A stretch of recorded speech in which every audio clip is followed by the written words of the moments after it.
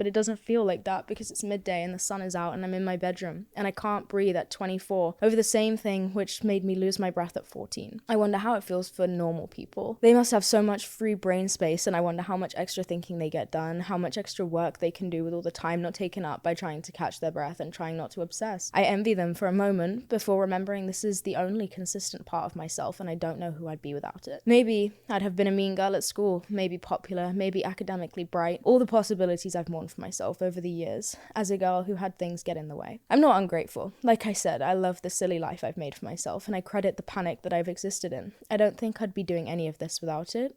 I'm actually very confident I wouldn't be. Maybe because I credit it for so much of my personhood is the reason I find comfort in it. I welcome it. I'm not in therapy. I can afford therapy. I can probably afford to have this shit zapped out of my brain like they do for people with depression. I don't know because I've never Googled it. I Google my symptoms instead, and that's a choice. I think about the time that my mum took me at 13 to a man with crystals who said he could magically pick the anxiety out of my aura. In his tiny office, he assured me that with his help I would be free of my disorder. I sat in his office chair as he prepped his crystals in his bowl of salt water, and I said a frantic goodbye to myself. I ran around inside my own brain, trying to take photos of it, to remember it, unsure of who I'd be without this panic, like I was about to lose something precious even though I hated it. When he started, I folded my arms and crossed my legs. He told me to uncross and unfold. My body was subconsciously protecting itself from him, not willing to let him change it. Reluctantly, I uncrossed and unfolded, and I allowed him to work. That same evening, I went with my mother and my sister to the park across from his office. My mum tells me it was the first time she saw me come back, like I'd been missing. She refers to those years as if I went missing all the time.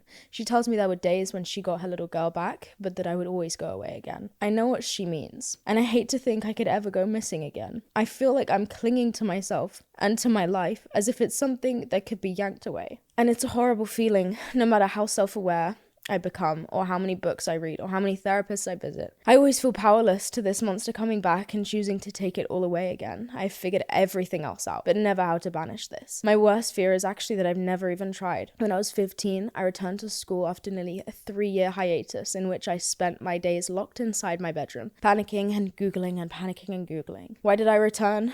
Feel the fear and do it anyways. Do it scared. The price I was going to pay for doing anything else was simply too high. My end of school exams were a matter of months away. If I didn't get these exams under my belt, my life would be defined by this. I did it terrified, but I did it. And once I was able to leave my house, once I was able to hang out with my friends and to agree that this was worth the discomfort, worth the tummy ache and racing heart, I became content. I didn't look further. This was already beyond my wildest dreams. I could go outside, and that was more than I had imagined for myself, and so I accepted this level of living.